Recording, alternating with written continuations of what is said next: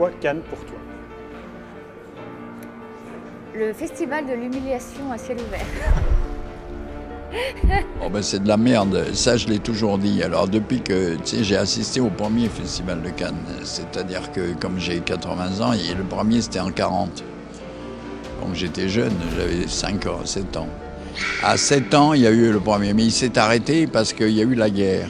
Donc le premier c'était 39, et au moment où le festival allait commencer, la guerre a éclaté, en septembre. Parce qu'il était en septembre à l'époque. Et gloup, gloup. Gloup, gloup, gloup, gloup. J'ai vu dans les fiches du cinéma que tu allais entarter Valls, Macron et le couple Balkany. Ah, ça circule déjà.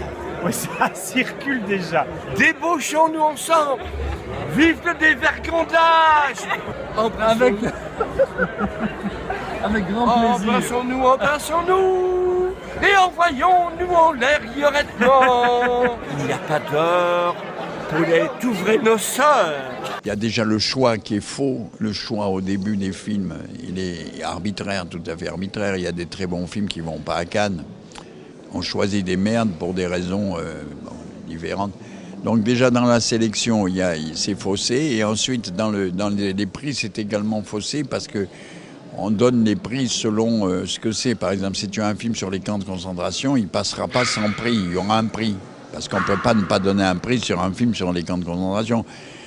Tu ne peux pas ne pas donner de prix sur un film sur les paralytiques ou sur je ne sais pas quoi. Ou sur un... Alors déjà, cette année, ce qui a été surprenant, c'est que Nano Moretti, qui est une espèce de filou du festival de Cannes, il fait des films pour le festival, parce qu'il ne faut pas oublier qu'il y a des gens, des metteurs en scène, des confrères qui travaillent exclusivement pour le festival. C'est-à-dire, ils choisissent des sujets qui ne vont pas choisir n'importe quel sujet, ils vont choisir un sujet qui risque d'avoir un prix. C'est intéressant de penser et de savoir soi-même quel degré de plus tourner, c'est-à-dire. Bonsoir Emma. Tu y vas bien? Ça va très bien et toi? J'aime beaucoup ton t-shirt Prada. Tu es énormément Prada ce soir. J'imagine. Et ta chemise, c'est... Ma chemise c'est YSL. Ah, Oui, c'est tout de suite plus chic. C'est un peu plus chic, mais c'est un petit peu plus cher. en même Oui, temps. effectivement. Mais bon, je n'ai pas encore écrit de livre, je ne suis pas C'est encore pour ça. célèbre. C'est pour ça viendra. Je suis vieux, tu sais. C'est vrai? On ne dirait pas, tu as été refait peut-être. Pas encore, mais je compte utiliser toutes les techniques possibles. Donc pour l'instant, je vais avoir 40 ans. Oui. Et donc... Moi aussi. C'est pour ça. Ah oui? Oui. C'est vrai? Oui. La vache. Alors tu es plus jeune que moi. C'est affreux, il fait 30 ans. Moi je fais 37 ans, mais j'en ai 40. Oh, c'est pas bien grave. Je ne savais pas que tu faisais DJ. C'est quoi cette histoire? Moi, je pensais que tu étais écrivain. Alors, c'est une erreur. C'est vrai que beaucoup de gens ont ce petit problème. Ils croient que j'écris des livres. Oui. Et c'était très très chouette. Et est-ce qu'il y a des couples qui se sont formés cette soirée-là? Vous voulez dire dans l'équipe à Ruquier? Je pense qu'ils étaient déjà formés. Ah, ils étaient déjà... Non, ce qui m'a trop fait rire, c'est que Monsieur Miller, vous voyez, le psy un peu de gauche, là, est arrivé avec un pantalon de cuir et une casquette en cuir. Oula, il s'est trompé de club. Et il est sorti de son taxi et j'ai dit « La Miller !» Et je pense que Laurent Ruquier rigole encore de ça, parce que jamais personne n'avait crié comme ça « La Miller !» sur un trottoir. C'était très drôle, voilà. Cet été, j'ai fait un concours avec Yann Moix. Ouais. À celui qui se taperait le plus de meufs. Alors, Bah, j'ai gagné. t'es sûr que t'as gagné? Oui, bah on a fait les comptes, c'est filmé, etc. Et franchement, il était de mal. Hein. Ah, il râlait. Hein. Bah, tant mieux pour lui, il a trouvé son maître, ça me fait du bien. Il y a quelques mois, j'ai vu Frédéric Becbédé. Je lui ai demandé un scoop, il m'a tout de suite dit Jean-Paul Rouve couche avec machin. Avec qui il a dit? Ah, je sais pas, une fille qui produit, qui a écrit un livre ou quelque chose, non? Non, ça c'est Frédéric Becbédé qui est une enflure finie. Frédéric Becbédé qui comme elle, c'est Vas-y, dis-lui. Il doit Dis-lui. écrire un scénario pour Édouard Baird. Édouard Baird, il y a moi et je sais plus qui c'est le troisième, pardon, Ouais, je me souviens plus. Ouais. Et il est parti cet été pour écrire, il a pas écrit une ligne, cet enfoiré. Ah bah, il a préféré couché avec... Non, il a préféré boire des whisky coca jusqu'au bout de la nuit. Ouais. Surtout ça en fait. Et puis coucher avec la fille de... Ouais, mais moi je suis pas comme lui, moi je balance pas qui, comme une petite raclure qu'il a dit. moi je fais plutôt l'apologie de la trisexualité, c'est-à-dire je pense effectivement qu'il faut être ouvert à toutes les, enfin déjà aux 3 formes basiques du plaisir et de la sexualité. Moi je suis un grand défenseur du bien boire, bien manger, bien baiser quoi.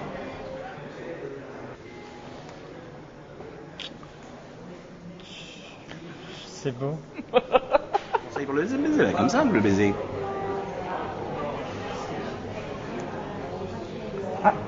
Ah bon? Oui. Dis un petit potin du showbiz pour Emma. Alors, Un scoop, qui couche avec qui je publie un auteur qui s'appelle Bénédicte Martin, Oui, qui est une fille très sexy, oui. et elle sort avec Jean-Paul Rouve des Robins des Bois. Je connais, oui. Voilà, ils sont ensemble, je peux vous le dire, c'est officiel. Je crois que c'est je pense que c'est une information de la plus haute importance. Vous devriez être content et remercier ce garçon. Et merci, Frédéric. Je vous en prie, merci. À bientôt. Sous la table, la deuxième table à partir de la gauche là. En dessous. En entrant, oui. Ça va. Vous serez seul ou accompagné? On sera 37. Déjà fait. J'ai fait beaucoup de baisers dans le porno, oui, ça c'est... Et alors, dans le porno, ça se passe comment? Tu sais, le porno, c'est... on y va. C'est tout de suite droit au but. Et même des fois, on zappe beaucoup trop les baisers, pas trop souvent vite à la pipe, quoi. C'est souvent ça, je sais pas, il y a une espèce d'ellipse à chaque fois. Où on change l'ampoule, on fait le point et hop, le plan d'après on est déjà en train de se faire sucer. Non, il n'y a pas beaucoup de baisers au cinéma dans le porno. Ok, merci. Yann, je voudrais que tu saches, Yann, que lors de la dernière vidéo que j'ai fait avec lui, il m'a sorti des horreurs ce soir. Ouais. Apparemment, j'ai dit quoi? Oui, qu'il devait t'écrire des trucs et que c'est un enfoiré qui ne faisait jamais rien, etc. Ah non, c'était pas ça, c'était pas lui. C'est pas lui. C'était que BD. Ah, tu crois? Écrivain. Oui. Oh merde, il s'en rappelle. C'était que BD, oui. Moi, je voulais foutre la merde, Yann, c'est raté. Il en reste un bout. Oh, mais merci alors. Paris. Parce que la seule ville que j'aurais pu accepter cette idée délirante de ce qu'on sort de jour, c'est Bruxelles. Et alors, dans ce périple, tu as pris dans tes valises Ariel, qui ne voulait en aucun cas manquer cette occasion. Oh, c'est parce qu'elle nous faire plaisir aussi. Non, mais l'idée des cadavres exquis, c'est tout de même quelque chose qui m'a toujours plu. Oui. Voilà. Et là, alors, c'est surréaliste par accumulation. Et alors, Nicolas, 2 mots sur ce nouvel album solo, parce qu'on connaît bien évidemment votre duo, mais là, c'est une nouvelle aventure, une aventure d'un album solo. 14 Empire. Vous voulez dire le prochain? Oui. Non. Ah, le prochain, Empire. mais il n'est pas solo. Il est. C'est Novalcaire. C'est Novalcaire, mais en même temps. Il n'y a vraiment rien à voir. Il y a 4 chansons où je chante tout seul, 4 chansons Ariel chante tout seul. D'accord. 3 milieux on chante. En réalité, il y a une sorte de foisonnement, intense foisonnement de musique. Il y a la bande originale du film Ça n'a rien à voir. Alien Crystal Palace. Ça, c'est quelque chose qu'il fait aussi. Et puis, il y a ce que nous chantons ici, c'est l'album solo de Nicolas, plus quelques fragments de la rivière Atlantique. Tout ça, ça me dégoûte. Je sais pas, je trouve qu'un artiste ne devrait pas choisir des sujets par rapport à un prix, par rapport à un festival, par rapport à la misère des gens, etc. Je trouve que ça, c'est un scandale. Et on fait des films qu'on a envie de faire. Parler de la télévision, ça parle à tout le monde, c'est pas particulièrement français. Et quand on fait Qu'est-ce qu'on a fait au bon Dieu, c'est à la fois très français et en même temps complètement international.